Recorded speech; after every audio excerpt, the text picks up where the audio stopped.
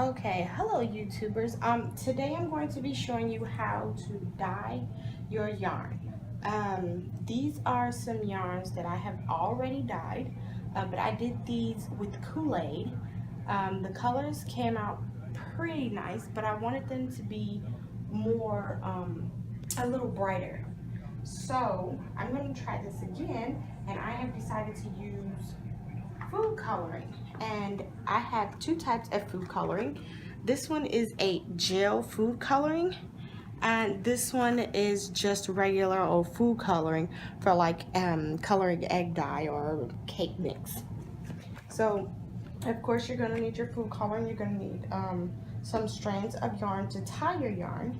You're going to need white yarn. I am using Big Twist since this is my favorite yarn.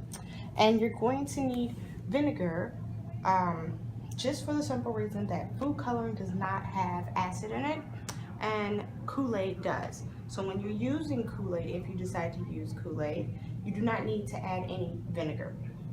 But the first thing you're going to do is you're going to want to take your yarn out of the wrapping, and you're going to want to find that little strand from the inside. It's better to do it from the inside so your yarn doesn't roll all around. Just going to move these to the side, and you want to do a wrap where you want to hold the yarn here, and you want to wrap it between your arm and your elbow, and it gets a little,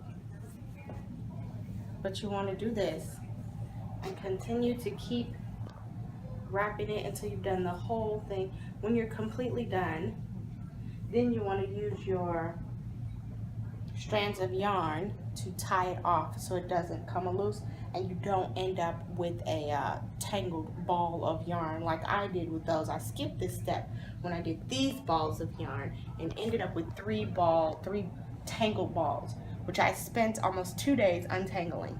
So don't skip this step.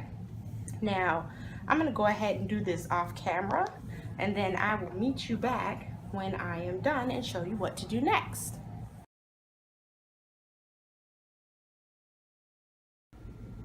Okay, so I went ahead and I wrapped my yarn, and of course I went ahead and tied it off.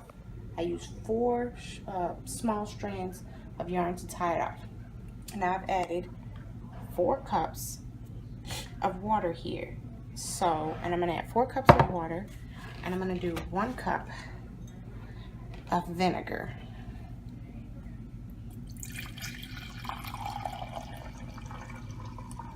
Okay. Add that to my water, and you want to use cold water.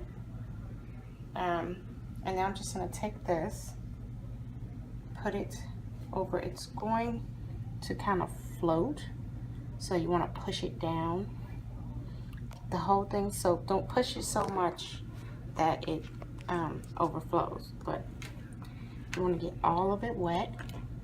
Just like I did, a little overflow. And if you have to, you can always take it and flip it. Just like that. And then you want to let that sit for a minimum of 30 minutes. You can let it sit for longer. Some people do this overnight, so you can do it overnight. Just let it sit.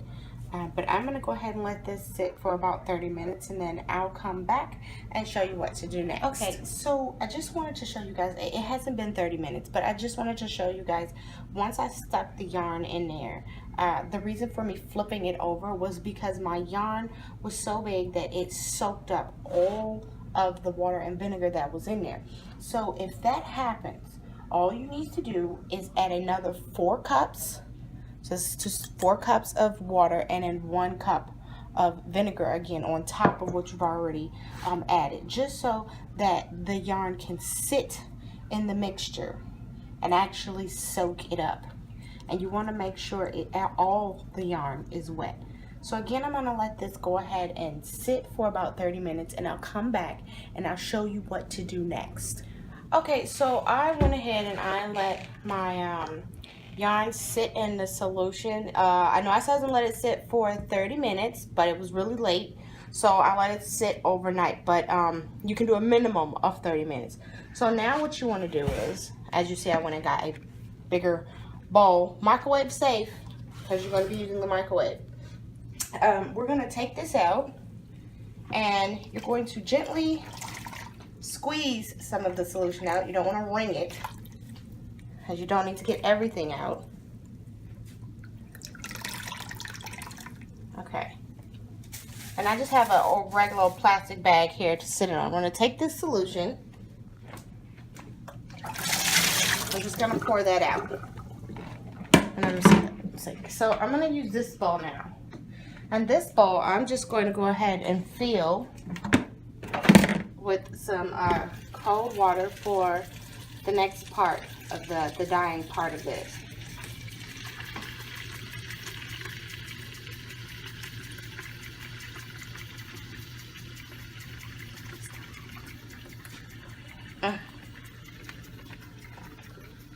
And you want to fill it up with a good amount of water. So much water that when you put your yarn in, you want it to be submerged in the water.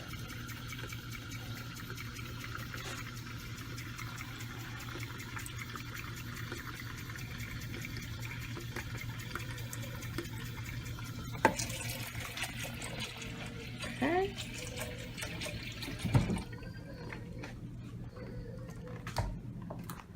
So now we're going to go ahead and start with our dyeing, and I have two different dyes. This one is just the regular food coloring dye for like eggs and stuff. This is the liquid kind, and this is the gel kind. I'm going to be using the gel kind only for the fact that this one you have to use more to get a real bright and vibrant color. So we're going to go ahead and open this.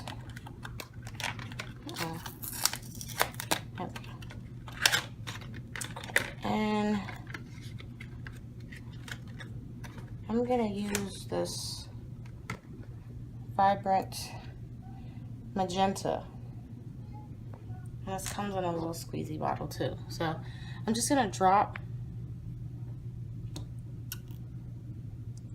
some colors in there. And I'm going to use a wooden spoon I'm going to use. And you can get these from the dollar store. But using these, if you don't want them to stain, you might want to use a metal spoon.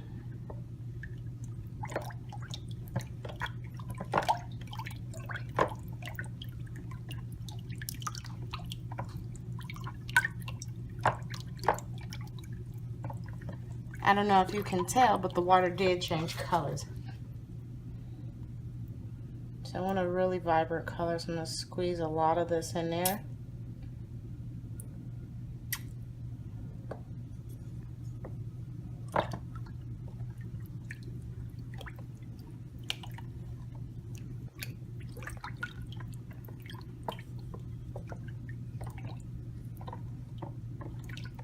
Okay, so this looks like it's going to take some time for me to get the color I want. So I'm going to go ahead and do this off camera, and I'll meet you back when I've gotten the color that I wanted. Okay, so I went ahead and I did my microwaving, and as you can see, there's clear water in the bowl. There's no more color in the bowl. So now your last step will be to take this out. You want to kind of bring it, not bring it, but squeeze some of the water out, and then you want to get a hanger. Doesn't have to be this kind of hanger. It can be a different kind of hanger. Just a hanger you can hang it over and hang it somewhere to drip dry. Once it's dry, then you're welcome to do whatever you want to do with your ball of yarn. Roll it up or whatever. But I hope that you have enjoyed this tutorial. And as always, I am Pink Olay saying happy crochet.